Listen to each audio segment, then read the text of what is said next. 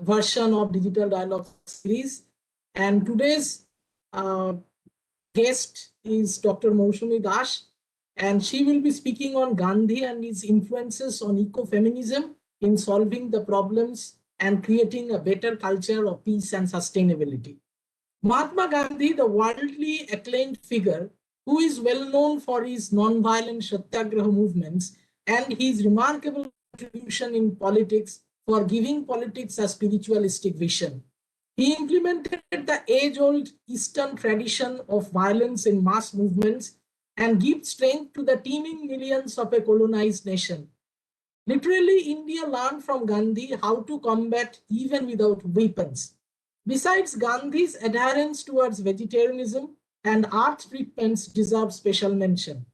His emphasis on environmental sustainability and his aversion for excessive use of technology has churned out a special place among scholars working for environment and ecology.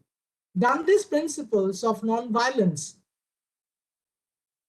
vegetarianism, truth, love, and compassion for all, and his living life in the simplest way in the close communion with nature's possess a great influence on ecofeminism and ecology, both dealing with nature and their misuses. Ecofeminism, as the term emphasizes on the point, the exploitation of women is linked with exploitation of nature. Deep ecology motivates in appreciating the inherent value of all beings on earth. The lecture deals with how Gandhi's principles influenced ecofeminists and environmentalists in solving the problems and creating a better culture of peace and sustainability. Today, from the behalf of No One Growth channel, YouTube channel, we are pleased that today's invited guest is Dr. Mousumi Dash, who is working as an assistant professor in the Department of Philosophy of Rabindranath University. She has completed her PhD in socio-political philosophy and at present working on ecofeminism and the influence of Gandhi and Rabindranath Tagore on the principles of ecofeminism to create sustainability and solving world problems. Her area of specialization includes socio-political philosophy, contemporary Indian philosophy, Indian social thought, and ecofeminism. She has several national and international publications and book chapters on her credit. So I welcome Dr. Das to begin her deliberation. Thank you. A very good evening to all of my respected colleagues, friends, and those who are hearing my talk. Um, Today, I would like to speak on Gandhi and his influences on ecofeminism and deep ecology in solving the problems and creating a better culture of peace and sustainability.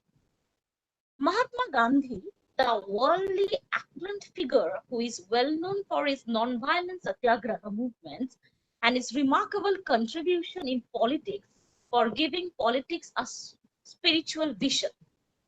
He implemented the age-old Eastern tradition of non-violence in mass movements and had given strength to the teeming millions of a colonized nation.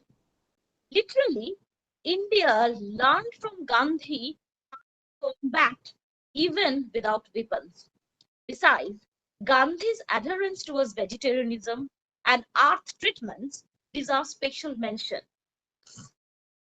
His emphasis his emphasis on environmental sustainability and his aversion for excessive use of technology has churned out a special place among scholars working for environmentalism and ecology.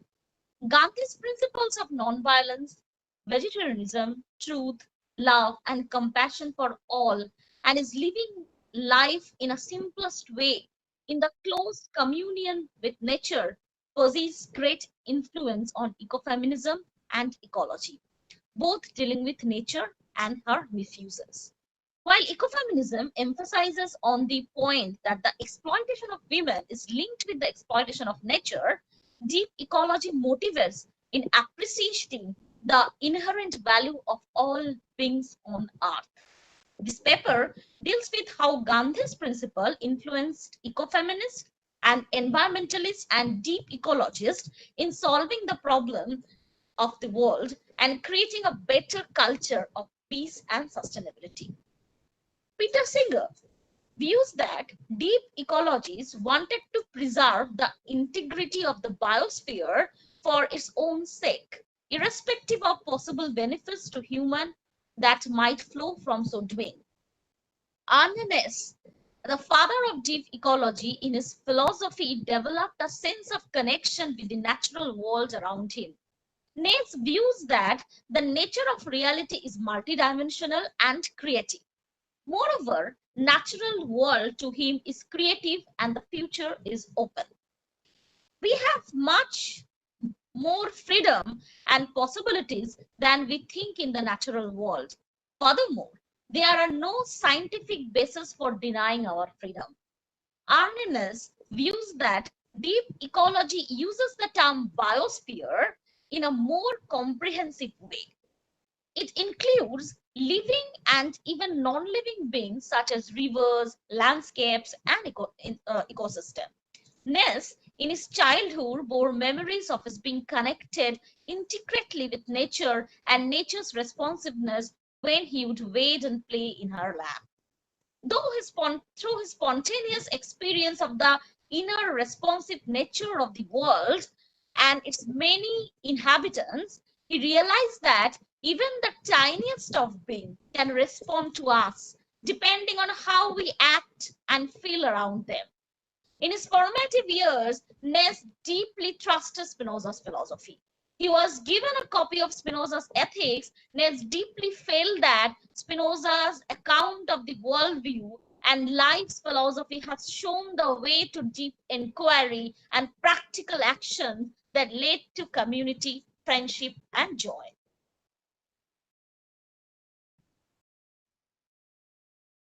Spinoza's Gandhi and his influences on Ness. Gandhi lived at a time when deep ecology had not arrived as an established trend in environmental philosophy. Moreover, Gandhi has experimented and had written a great deal about the ways of living a simple life in reliance on environmentalism. Furthermore, Gandhi's connectedness with nature could only be extracted from his vast literary sources and not by any separate rendering of any of his writings.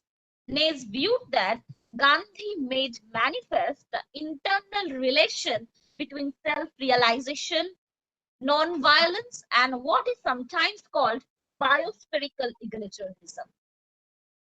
Nays himself acknowledged the inevitability of the influence of Gandhi's metaphysics in his environmental philosophy, which effectively continued in his entire life.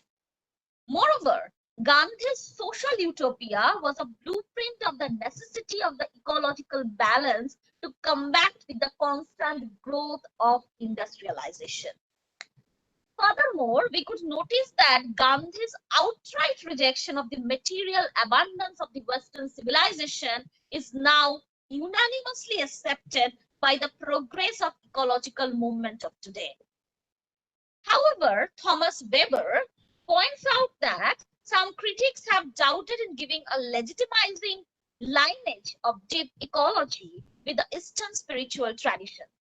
Weber views that the Indian environmentalist scholar Ramachandra Guha objects the persistent invocation of Eastern philosophies as being the forerunner of deep ecology. Guha thinks that philosophies which are complex and internally differentiated are lumped together in a way that makes the spiritual precursors of deep ecology. According to Weber, Guha demands that Gandhi, being an intensely political, pragmatic, and Christian influential thinker, has been accorded a wholly undeserved place in the deep ecological pantheon. However, Weber points out that according to the critics, Gandhi might not be carving any niche in the deep ecological pantheon, but his strong influence on Ness establishes a link between Gandhi and the movement. himself admitted the fact that his work on his philosophy of ecology was developed out of his work on Gandhi and Spinoza and his relationship with the mountains of Norway. Relying on the Advaita, Gandhi taught the world the importance of non-violence in word and deed in achieving peace, social justice, and implementing environmental movements. We could find that Gandhi's adherence to non-violence is an amalgamation of the influences of Jainism, Buddhism, Gita, Advaita, Vedanta, and Christianity. The Jaina principle of ahimsa, as a strict adherence to rules, has been mollified by Gandhi as following non-violence in word, thought, and deed. Moreover, for achieving non-violence or ahimsa, Gandhi relies heavily on the non-dualistic conception of Brahman of Advaita Vedanta. The non-dualistic conception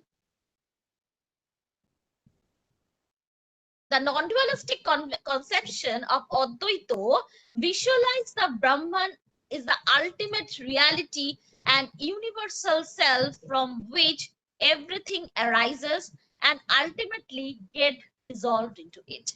Gandhi aspires the supreme universal self, the Atman, is to be realized as the ultimate purpose of existence. Gandhi views that through the wider self, every living beings are interconnected with each other. All the beings are ultimately identified with the eternal Brahman and hence are part of the single entity. Hence, the identification brings a sense of non-violent attitude as its natural consequence. Moreover, the essentialness of all life, as because they're ultimately one, is the rock bottom foundation of the technique of achieving non-violence. Hence, one need to cultivate one's insight to realize this fact. Excuse me. For achieving this, no moralization is needed per se. Gandhi says, I believe in Advaita, non-duality. I believe in the essential unity of man and for that matter of all that lives. Therefore, I believe that if one gains spirituality, the whole world gains with him. And if one man fails, the whole world fails to that extent. Hence, through selfless, non-violent actions, one can feel the unity with all living beings. Gandhi recognized the basic common right of every living being to live and blossom. Gandhi and Swaraj, mantra for attaining freedom. Throughout his entire life, Gandhi led a crusade against perils of poverty, caste suppression, and terror in the name of religion. However, Gandhi himself has said that his supreme aim in life is not to execute political liberation. He himself said that he throughout his life is striving and pinning to achieve self-realization, to see God face to face, to attain moksha. For him, to achieve truth is to achieve God. Moreover, Gandhi's whole life and his work, like the way of speaking, writing, and all his ventures in the political field, is directed to the ultimate end of achieving the truth. Furthermore, Gandhi wanted to achieve freedom in the sense of freeing oneself from the shackles of disruptive emotions and the narrowness of scope. We could notice though Gandhi occupied a prominent figure in the political scenario of colonial India, but he held the view that political freedom is the necessary but not sufficient for attaining Swaraj. Swaraj to him is self-reliance, constant achievement towards truth, and achieving non-violence in word, deed, and thought. In his political struggle for independence, Gandhiji followed satyagraha as a weapon to fight the opponents in a non-violent way. Furthermore, satyagraha has been taken by Gandhi as an established weapon to solve group conflicts. In satyagraha, Gandhi concentrated on communicating with the opponent in a non-violent way. According to Gandhi, there is a disposition in every opponent and a strong, well-informed, wholehearted, strong and persistent appeal meant for a good cause can actually convince him and change his opposition position to a mutual supplication. However, Gandhi did not believe that it is not possible for him to convince everybody, but he did believe that massive manifestation of satyagraha have the power to ultimately ruin the support of any tyrant. In Gandhian Satyagraha, non-violent verbal communication constitutes an important component, though it might develop in though it might develop in conscious exploitation of the misunderstandings. However, vicious verbal attack and disruption of one's position is not welcomed in Satyagraha. Gandhi's respect for nature and reverence for life. A close study of Gandhi's writing shows that his adherence for ahimsa or non-violence. For Gandhi, non-violence means non-injury to all beings, both human and non-human. According to Gandhi, reverence for all living beings in the way of achieving absolute truth or God, who is impersonal, all-pervading reality. However, absolute truth is different from the relative truth, which is relative and in current position on the way of truth. Gandhi's teaching of self-realization and non-violence and the importance of respecting life has influenced Ness a great deal. A close review of Gandhian literature shows that Gandhi has recognized the rights of animals. Gandhi's reverence for nature gets clearly indicated through his interpretation of the Hindu worship of cow. Cow to Gandhi represents the entire subhuman world, and worshipping cow is the most wonderful phenomena of human evolution. According to Gandhi, through cow, man could realize his identity and oneness with the entire living being. Ness views that Gandhi worship for cow and determination for her protection is a unique expression of the evolution of humanitarianism from Gandhi's path. For Ness, worshipping cow and her protection is a practical application of sacredness, reverence, and unity for all lives. A way towards developing a philosophy of deep ecology and ecofeminism in solving world conflict and shaping a new culture based on feminine principles. Thus, we could find that since 1930 onwards, Ness was admired by the nonviolent direction of Gandhi and was deeply influenced by Gandhian metaphysics.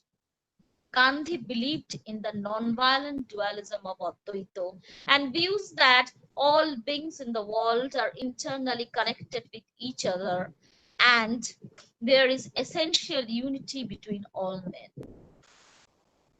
Hence, if one man gains spiritually, the whole world gains with him, and if one man fails, the whole world fails with him. Following this, Ness says that when the ego vanishes from man, there grows the ingredients which makes man to identify himself with humanity and all the life surrounding him. Ness, in his deep ecology movement, emphasizes the fact that the movement is not only to find out the value of nature, it is also our search to know where we actually exist in this large scheme of things. Next follows the spiritual dictum of Bhagavad Gita, which speaks of one single unity, which is accepted by Nes as the source of a deep ecological attitude. Nes, following Gandhi and his adherence to Gita, views that the larger self is to be realized amongst us, and it is possible when we identify ourselves with all living creatures. This realization of Ness is aptly explained by Weber as firstly, self realization presupposes a search for truth. Second, in the last analysis, all living beings are one. Third, hingsha or violence against oneself, makes complete self realization impossible. Further, fourth, hingsha against living beings is hingsha against oneself. And last, hingsha against living beings makes sorry, I'm repeating the same point once again. Hingsha against living beings makes complete self-realization possible. Let's point out that in Gandhi we could find the rare combination of three qualities: humility towards factual truth, an awareness of human fallibility, and the knowledge that any time we may be proved to be wrong about factual situations. Such attitude towards life would never lead one to inaction, but is very much balanced with activism. Hence, Nace adopted the Gandhian sort of nonviolence in his deep ecology movement. Following Gandhi's views on nonviolence, Nace maintained that his nonviolence is the broader category in the broader category is to hate the sin and not the sinner. Gandhi supported nonviolent revolution, which is making extensive use of direct action. It involves a step-by-step revolution. Nez views that the deep ecology movement could only be revolutionary if and only if the Gandhian terminology of nonviolence is accepted. If an action is violent to be revolutionary, then the movement is not revolutionary. Ness says movement is revolutionary only in the Gandhian sense of nonviolent revolution. Hence, we could find that Ness shares the same tune with Gandhi and Spinoza, both of the stalwarts, with their extreme reliance on nonviolence and reverence for all beings as a way of achieving the eternal truth, actually carves a way to solve the impending conflicts of the world. Ness follows Gandhi's Satyagraha to solve group conflicts. He follows nonviolent revolution and reverence for life as the ultimate purpose of living. Gandhi's reliance on Advaita Vedanta and Gita influenced Ness to develop his deep ecology movement. By implementing deep ecology and reverence for life, Ness is actually showing the world to end the path, showing the world a path to end bloodshed and revolution and to proceed towards a harmonious world where peace, goodness, and justice would reign supreme. A world where revolution means a non-violent way to change opposers' heart and a reverence for all existing beings, be it living or non-living, is the best way Gandhi has inspired Ness and the generation to come. For Gandhi, invoking non-violence as the ultimate solution of world problems is identical with invoking feminine principles, which we consider as a gender-neutral category. Rajani Kothari also observes that feminine principles is not exclusively embodied in women, but is the principles of activity and creativity in nature, women and men. Masculine and feminine are socially and culturally constructed, and the gender-based ideology is up to projecting them as biologically determined. The Western conception of masculinity exudes all that defined as feminism from the mainstream cultural ethos. The category of masculinity projects women as women, colonized men, and women and nature as the other, meant for the domination and a resource to be used for satisfaction. Femininity thus being constructed as whatever non-masculine. Ecofeminist Maria Mies and Marcuse observes that the masculinity as the paradigm of culture and comes from the ancient history of hunter men of the inception of human race. The hunter men, by the uses of their tool, capture and dominate the nature, women and physically weak men. The objective relation of hunter men and arms is basically an exploitative one and then predatory. It relates only to appropriation of nature and not any production. It is hence an antagonistic and non-reciprocal relationship. All the later relations that developed between the production and its appropriation are held by arms as means of coercion. There is, in fact, no relation of cooperation between huntermen and nature. The productive agenda that is carried out in modern technologies is nothing but a misconception. It is a masculinist ideology of appropriation and objectifying nature and misusing her resources for satisfying greed. Marx also views that the appropriation of natural substances are one-sided based on the exploitation of nature and not humanization. Mies, in her book Patriarchy and Accumulation on a World Scale, observes that the patriarchal paradigm has made man the hunter and exemplar of human productivity, but in fact is basically a parasite and not a producer. Herbert Marcuse, in Counter Revolution and Revolt, observes that if the male's principle of ruling mental and physical force is followed, then liberation and free society would be a negation. Liberation, as Marcuse observes, consists in the feminization of the world.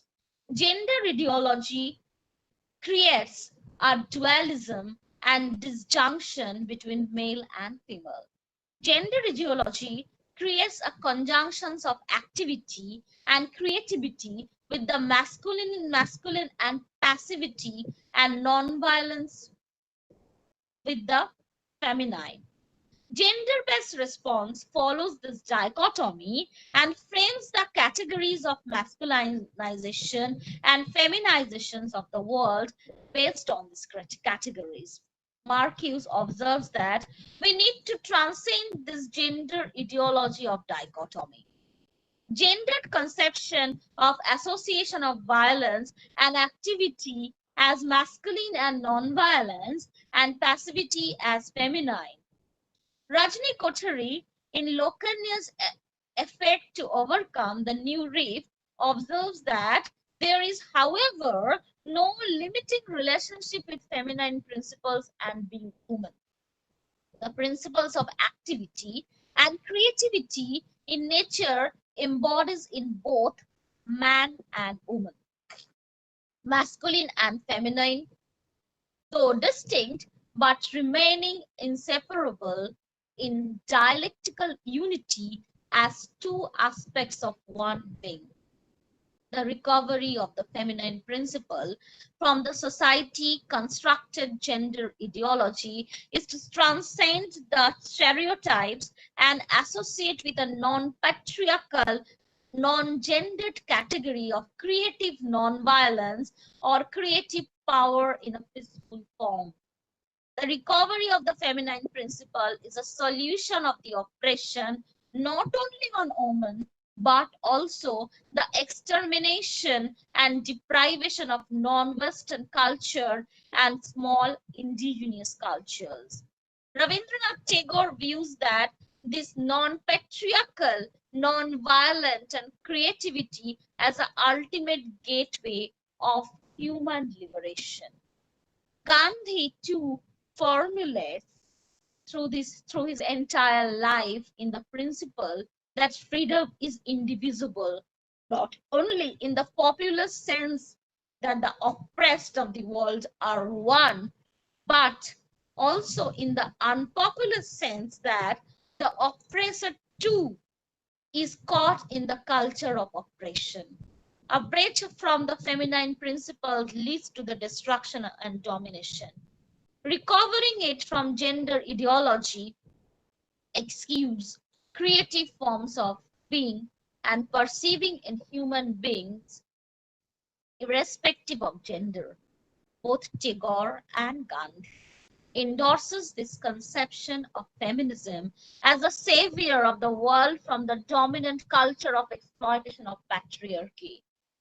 Gandhi also, in the world's one of the world's leading practitioner of nonviolence, was himself a man and amply proves the fact that feminine principles are gender neutral. Thank you.